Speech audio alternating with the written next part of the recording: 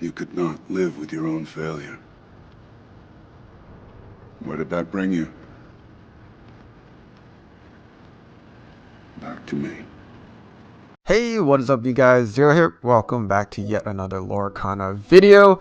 And you guessed it, we are back on a fan favorite. For this video, we are on Blurple once again. No matter what I do, it seems like this deck calls to me or something. I just have to keep coming back to it.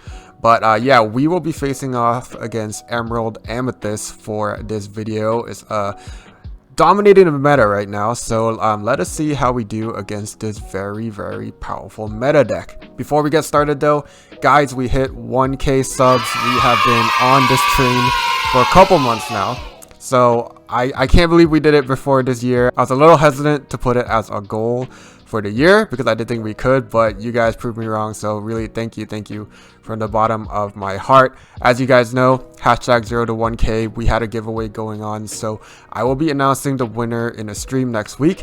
If you guys did not sign up for it yet, you can go over right now. Still, you have a last chance before next week where I will be calling the winners, so yeah, be sure to go over there. And if you haven't already, do follow me on my socials right here, as well as subscribe if you haven't already. We got a bunch of cool gameplay like the one you're about to see on a weekly basis. But yeah, Blurple, here is my deck list if you guys want to see it. I don't have my opponents right now with me at this moment, but I will try and get it as soon as possible for you guys. But yeah, let us jump straight into game one. We got our first starting hand and mulligan. Let's talk through what we're looking at. So just looking at it objectively, I don't see any 1-drops. I see some Sail the Azurite Seas, but no 2-drops besides that. We got some Foxes, which is cool and all that. But yeah, I really want to find 1-drop, especially if I'm up against like Emerald Amethyst. I really want to be able to challenge their tempo. So I really want 1-drops. I really want maybe something I can play with Azurite Sea, or maybe Tipo. Something to put pressure on the board. So the Foxes are nice, but I want to up my chances of getting 1-drop. So we are going to be mulliganing everything except for 1 Sail the Azurite Sea, just so we have something to play on too. And we're just going to hope that we get some great low drops from our mulligan. And looking at it, we made a pretty good choice. We find some 1-drops. We find a Diablo of followers, and we find a crab, and we still have Goat as a 4-drop that we can ramp into with our sail. So not a bad mulligan at all. So without further ado, let us jump into some gameplay. We are on the draw for this game. Not a good place to start against such an aggressive deck, and as you see, he is already bringing on the Thunder. My opponent plays Pascal on his first turn, a very interesting tech. I did ask him, like, why aren't you playing the green Pegasus? And he kind of looked at me like, oh, he just forgot. But yeah, we get Turn-in-Box followers on 1 just so we have something that can challenge. Our opponent gets 2 more folks on his turn 2, and we get Tipo on our turn 2, and he's questing with everything. Turn 3, he gets Bonsai and Turn-in-Box followers. This is like a perfect start for Emerald Amethyst, really getting the pressure on and forcing us to respond. And hopefully we can find something to do so. On the next turn, we get a Sail the Azurite Sea. Playing this, we get to ink 2 cards instead of the normal 1, and I play out a Diablo and a Turn-in-Box followers. The reason I do this is I'm challenging both of his Cursed Merfolk right now, and I was just trying to get all the cards out of my hand that I could before challenging the Merfolks, so I only had to discard 1. I'm not sure if that was right because I had to ink a crab. Maybe I should have just played a crab instead of 2 1-drops, but who knows. My opponent is going to be questing with everything. He uses Turn-in-Box followers effects to draw a card before bouncing back his Bonsai with a Fox just to keep it safe so that we don't get to challenge it. And yeah, my opponent's already at 10 lore, so that is already a huge number. It's off the start. We're gonna have to do some mad controlling to try and get a hand of this game. But yeah, I myself use followers, and I use both my followers effects. I want to draw 2 cards here, and then I finished questing out.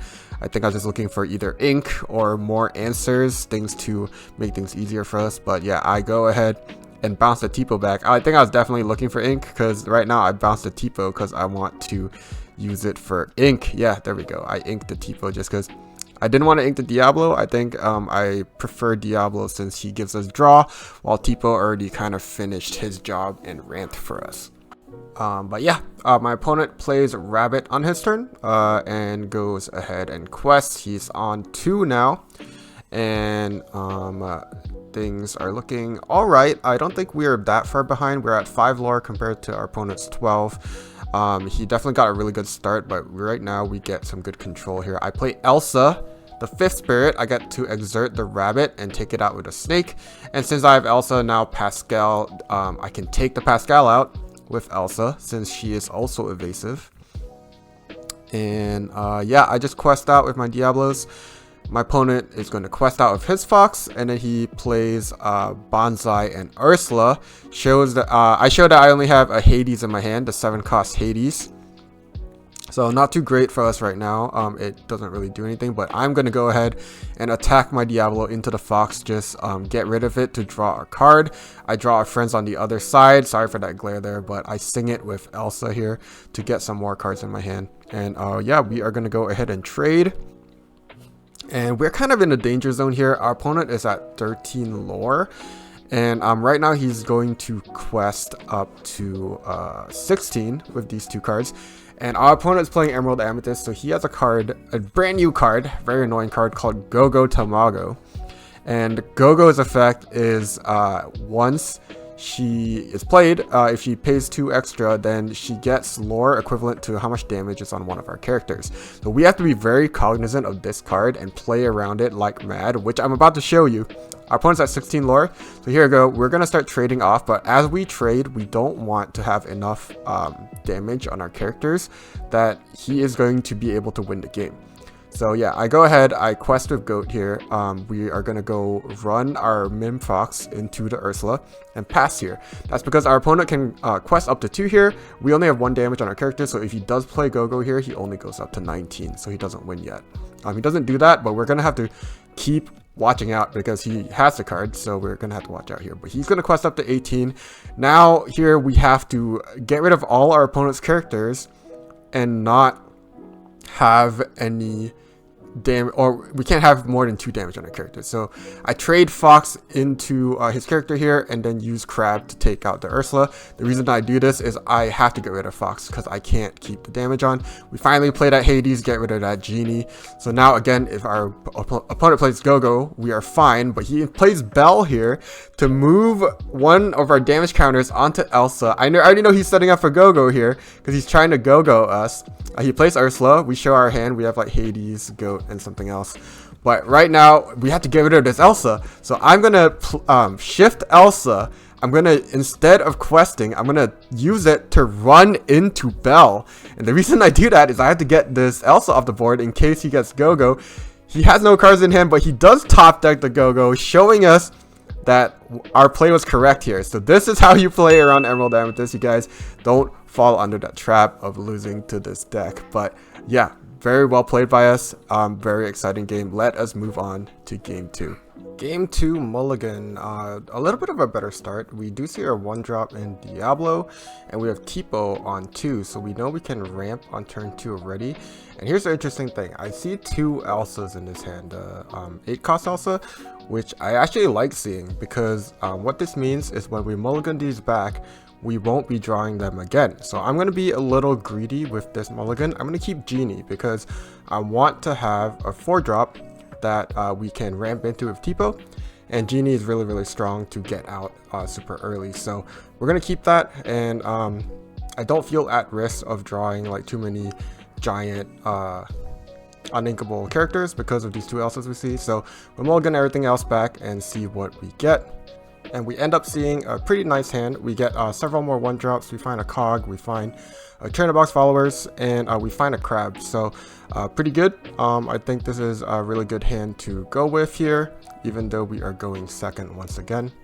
So yeah, round 2. Let us see how we do. Yeah, my opponent starts again with Pascal. This Pascal is back again. It seems like a very similar start. We will respond in kind. We have our Trainer Box Followers once more. And of course, double cursed merfolk. Cannot escape these cursed merfolks. They're cursing us right back. Let us see if we can control it just like how we did the game. The first game. Not a guarantee, of course, but At least we've done it once before, so it bodes well that we are able to do it. But yeah, once again, up to 6 lore, and a change up this time. My opponent plays Gazelle. This is a new card. Gives one of my opponent's characters evasive till the start of their next turn. So a Cursed Merfolk is going to be surviving this turn, which is a little unfortunate, but at least we don't have to discard an extra card yet. We discard one of our big Elsos. It's a little too early for her right now, so a very easy throwaway for this Cursed Merfolk. We only challenge one thing, so we just go ahead and pass there. I keep my turn box followers up just in case I wanted to use it to challenge or to draw. But yeah, my opponent's gonna quest with his Cursed Merfolk and use turn box followers ability. He's gonna play a genie. We also played a genie our last turn. We did what we were planning with followers into Tipo into genie, and we're gonna play another genie here. So the nice thing about being ahead right now is we have 2 genies out, which is better than 1. Of course that makes the most sense, but what I mean is we can challenge his genie with our 2 genies. So yeah, I go ahead and clear the other Cursed Merfolk now that it is no longer evasive, and we are going to go ahead and quest with our followers and our genie. And yeah, my opponent will quest with his Pascal. He will play the Fox to bring it back, and he's going to end up inking it here to play a Bonsai. He's going to quest with his genie, and I think he thinks a little bit here before using Gazelle to take out our followers.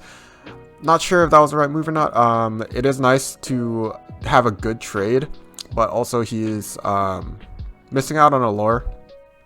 But I don't know, it may have been correct, not too sure there. But my genies are busy anyway because they have to go ahead and take out this genie right here. And yeah, I think he must have been trying to protect his Bonsai, but the Bonsai is not exerted yet, so I don't know. We're gonna go ahead and quest with our Diablo, and we play Finders Keepers here. I never expected to play this card outside of against discard, but it's just I had almost no cards in my hand. It was actually a really good card to have because I draw 3 cards right now, and the board I don't really need to fight back right now, so it was a very nice card to have. And I even find a 1-drop, so I just ink and I can play my turn box followers. And yeah, my opponent is going to quest out and play the rabbit. He's at 15 lore, so again we got to play this go-go game because it's a go-go time. So we got to be very cognizant once again about how much damage is on our characters. I can't really do anything about these genies right now, so they're just going to have to be hanging out. I can bounce 1 back to my hand, but there is going to be this other one. We're just going to have to play with fire here and keep him on the board. Play out another genie, play back our genie so that he's healthy this time. But yeah, rabbit is going to quest. If things get really bad, we may be, oh no, never mind. I was gonna say we might have to run into the rabbit with our genie, but he's just gonna bounce it back for another draw here, and he's gonna play Peter Pan. Oh, take out the genie for us. Okay, so that's nice. Peter Pan here has 2 damage now. We have our genie and our Diablo. We are at 10 lore, I believe is what it shows on there. And we have our genie. We're going to play out an Elsa here. We're going to take out this Peter Pan. And, you know, we're playing around Go-Go. We can't have this 2 damage Elsa on the board. So, bam, we are going to bounce it back. And we're going to keep this up because we don't want our opponent getting free lore off of Go-Go. And that's just going to be the game plan. Just always watch for Go-Go. Make sure we don't have any damage on our board. And what better ink color to do it in than in Amethyst, where we can bounce back all our hurt characters. So, yeah, he's going to quest out here. He plays out this Prince Philip, which is actually a super scary card because it lures for 2, but it has ward. So I can't exert it. I can't do anything to it to get it off the board. That is one of the bad things about Blurple. We can't touch him right now. I can touch this rabbit though, so we are going to snake into the rabbit. Can't keep it around though. We have to bounce it off and use the fox, take out the snake. So now we have no more damage characters. If he finds a goat, it's his game. Nothing we can do about it because we couldn't touch this Prince Philip. So not a bad card, this Prince Philip. So he's gonna dig with his genie. He's gonna dig with his rabbit. So luckily for us, he didn't find it. He finds it now. So unlucky sequence of events. If he got it, if he had drawn it before the rabbit, then he would have won game 2. So super close games, super fun games. I'm enjoying this set. I don't know about you guys. Let me know down below what you think of the set so far. But yeah, back on Blurple. I know a lot of you guys love watching me play it. But yeah, I hope you guys enjoyed these games. Again, don't forget to comment, like, and subscribe. Thank you guys so much for the 1K. I hope I continue to provide enjoyable content for you guys for the sets to come. I'll be here. I'll see you guys, and we'll catch you guys next time. Ciao.